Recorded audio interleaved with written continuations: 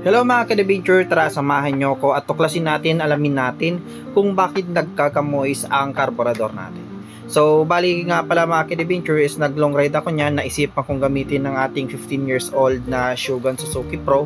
At napansin ko na mayroong moist sa may karburador at the same time natirikan ako dyan. Bali, 2 beses ako natirikan dyan, gabi pa naman yan mga ka-adventure. So, ano ba yung mga reason bakit nagkakaganito? Una, posibleng rich yung moisture niya.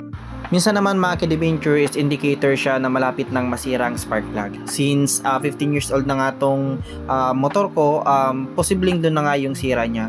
Pero of course mga ka-adventure, marami siyang dahilan kung bakit nagmo-moisture yung carburetor natin, and minsan magandang indicator yan na rich yung mixture niya at maganda yon sa carburetor.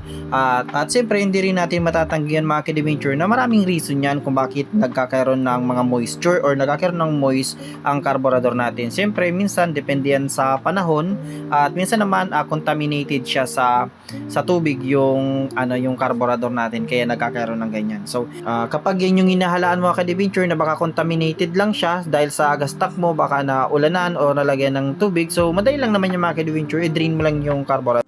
Pero dito mga ka-adventure, tatalakayin lang natin based on my experience lang naman siya at yun kasi yung naging solution ko kung bakit ko nasabi na indicator siya na masisira na yung spark plug niya. Dito sa case ko mga ka-adventure, pag uwi ko sa bahay, tinignan ko at pinalitan ko siya ng spark plug agad at ayun, gumana naman siya, maayos na uli yung takbo niya at wala nang hindi na siya nagpupugak-pugak or yung hatak niya is bumalik na sa dati.